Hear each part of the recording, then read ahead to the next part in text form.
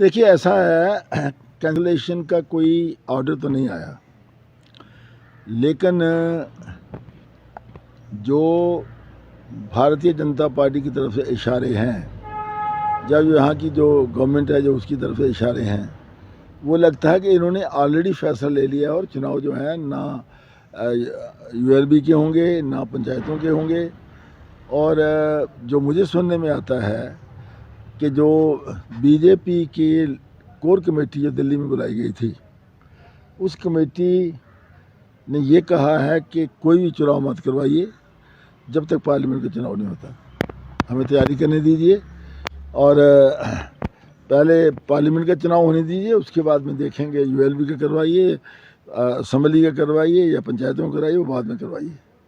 लेकिन ये एक डिलिबरेट अटेम्प्ट है चुनाव को पीछे करने की। दो बातें मैं कहना चाहता हूँ। एक बात तो यह है कि 3 दिन पहले तक सरकार ने ये हमेशा कहा कि इस जम्मू कश्मीर में कोई भी मिलिटेंसी नहीं है, आतंकवाद नहीं है, सारा क्रश कर दिया हमने कहा आतंकवाद। लगातार रोज़ स्टेटमेंट्स आती थी, चाहे पुलिस की तरफ से, चाहे एलजी की तरफ से, ऑनरेबल एलजी की तरफ से, चाहे दूसरे लोगों की तरफ से, तो ये कहते थे कि बिल्कुल हमने मिलिटेंसी को ख़त्म कर दिया। आज सिचुएशन अलग है।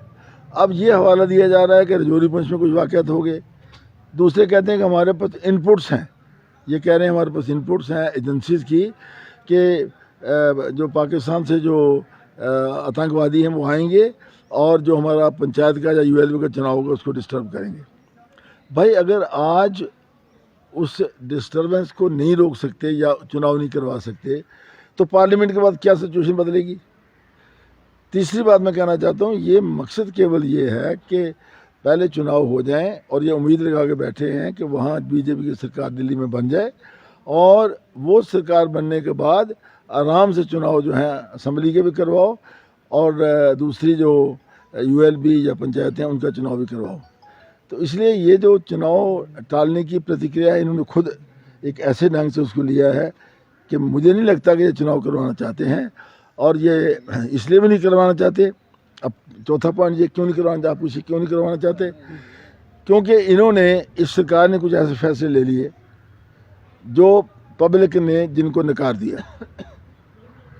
मिसाल के तौर पर जो स्मार्ट मीटर्स का सवाल था, वो पब्लिक ने कहा कि हम स्मार्ट मीटर्स बिल्कुल नहीं चाहते, क्योंकि हमारी स्मार्ट मीटर लगने के बाद ना पावर सप्लाई ना पावर मिली है हमें, हमारे बिल जो हैं बढ़ गए हैं, कहीं स्मार्ट मीटर लगे हैं कहीं नहीं लगे हैं। प्रॉपर्टी टैक्स की बात करी इन्होंने कहा पानी के ऊपर भी रेंट लगाओ, वो भी लोग उसका लोग पेमेंट करें एंड ऑल दैट। तो वो जो ज़मीनों की इविक्शन का जो ऑर्डर हुआ था एंड ऑल दैट, तो कुल मिलाकर के पब्लिक की जो आवाज़ है वो बीजेपी के ख़िलाफ़ है, वो बीजेपी के हक़ में नहीं है, इसलिए चुनाव को टाल रहे हैं।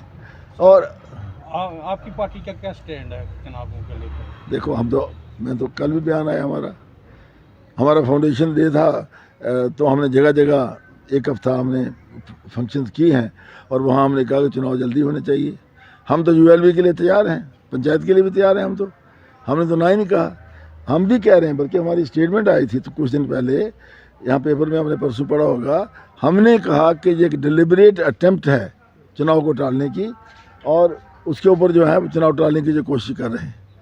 तो इसलिए हमारी पार्टी का स्टैंड क्लियर है। हम तो डिमांड कर रहे हैं कि चुनाव होने चाहिए। सर, कांग्रेस पार्टी के प्रदेश अध्यक्ष की बात करें तो लगातार आजाद साहब पर कहा जाता है कि भाजपा के साथ मिले हुए, इसे किस तरह से देखते हो आप? देखिए, अब कांग्रेस के नेताओं को या दूसरे जो नेता लोग हैं हमारे विरोध में हैं, जिनको डर लग रहा है कि आज़ाद साहब अल्टीमेटली यहाँ के चीफ मिनिस्टर बनेंगे, क्योंकि हमारी पार्टी का जो हमने देखा, हमने 100-150 से ज़्यादा सब एड्रेस करी हैं पूरी वैली में, चुनाव वैली में, रजौरी पुंछ में, जम्मू में।